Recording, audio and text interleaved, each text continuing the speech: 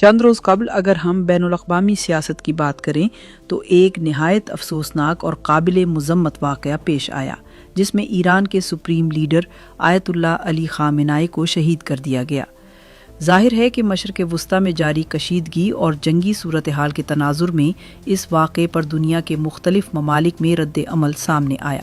تاہم گلگت بلتستان میں اس واقعے کے بعد جو رد عمل سامنے آیا وہ انتہائی تشویشناک اور بعض مقامات پر پرتشدد بھی تھا۔ لوگوں نے احتجاج کیا جو کہ ایک حد تک فطری عمل ہے، مگر افسوس کی بات یہ ہے کہ احتجاج کے دوران عوامی اور سرکاری املاک کو نقصان پہنچایا گیا۔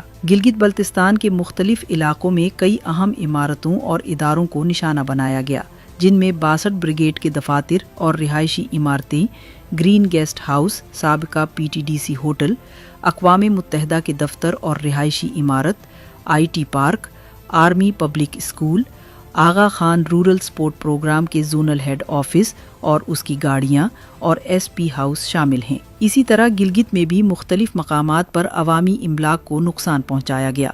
یہاں ایک اہم سوال پیدا ہوتا ہے، کیا ان اداروں کو نقصان پہنچانے سے اسرائیل یا امریکہ پر کوئی اثر پڑتا ہے؟ کیا ان عمارتوں کو جلانے سے عالمی سیاست کا رخ بدل جاتا ہے؟ حقیقت یہ ہے کہ اس کا نقصان صرف اور صرف ہمارے اپنے لوگوں، ہمارے اپنے علاقے اور ہماری اپنی ترقی کو ہوتا ہے۔ اسی دن گلگت شہر میں جگہ جگہ سڑکیں بند تھیں، لوگ پریشان، مسافر مشکلات میں اور عام شہریوں کو شدید تکلیف کا سامنا کرنا پڑ رہا تھا۔ اس طرح کے اقدامات سے نہ تو اسرائیل کو کوئی فرق پڑتا ہے اور نہ ہی امریکہ کو۔ نقصان صرف ہمارے ہی معاشرے اور ہماری ہی عوام کو ہوتا ہے۔ یقیناً غم اور غصہ ہر انسان کو ہوتا ہے۔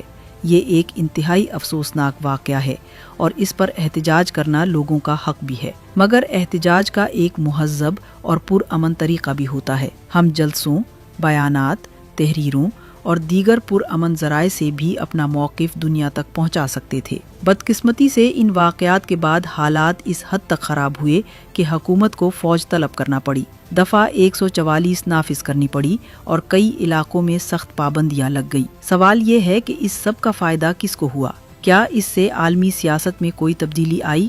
ظاہر ہے کہ نہیں۔ ہمیں یہ سمجھنا ہوگا کہ یہ ادارے، یہ عمارتیں اور یہ وسائل ہمارے اپنے ہیں، یہ ہماری عوام کی خدمت کے لیے قائم کیے گئے ہیں۔ جب ہم انہیں نقصان پہنچاتے ہیں تو دراصل ہم اپنی ہی ترقی، اپنے ہی مستقبل اور اپنی ہی سہولیات کو تباہ کرتے ہیں۔ اس لیے گزارش ہے کہ ہمیں جذبات کے بجائے ہوش اور ذمہ داری کے ساتھ فیصلے کرنے چاہیے۔